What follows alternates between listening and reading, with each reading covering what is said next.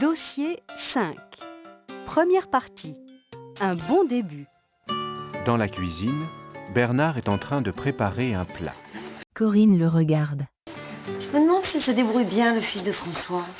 Pourquoi pas? Mais va jeter un coup d'œil au café. Dans le café, Laura est en train d'expliquer le fonctionnement de l'ordinateur à un jeune garçon. Tiens, regarde. Julien, le fils de François, s'occupe des clients. Corinne est sur le pas de la porte, entre la salle de restaurant et le café. Et voilà votre addition. Merci. Ah oui, je vous apporte tout de suite votre jus d'orange, madame. Alors, un thé, une bière, ça fait 26 francs 50. Oh, excusez-moi, 4 euros. Un peu plus tard, Corinne fait les comptes près de la caisse. Julien est sur le point de partir.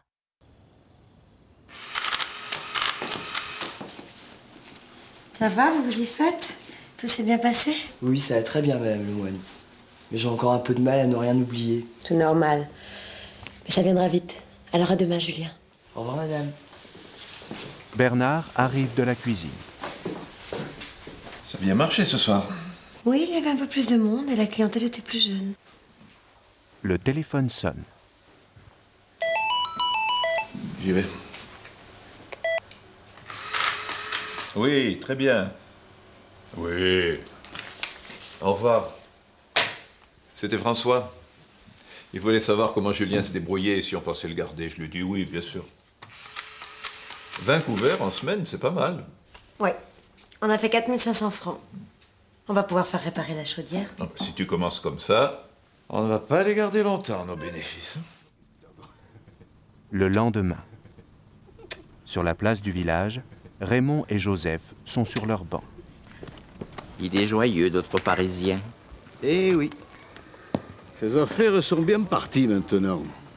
Je me demande combien de temps ça va durer. Oh, ne commence pas.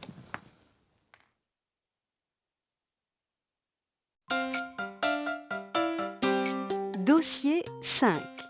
Deuxième partie. Des bruits qui courent. Bernard s'approche de Joseph et de Raymond en souriant. Bonjour Joseph. Bonjour Raymond. Bonjour, monsieur le moine. Ah, ne m'appelez pas le moine. Appelez-moi Bernard. On se connaît bien maintenant. Dites, ma chaudière a besoin d'être réparée. Vous connaissez un bon plombier? Un bon plombier, c'est difficile à trouver.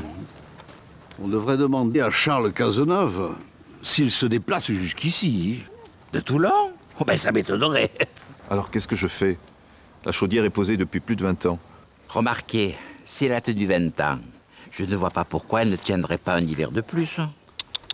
Il ne faut pas qu'il prenne de risques. Mais j'y pense. Il y a le petit Pierre, le fils de Marcel.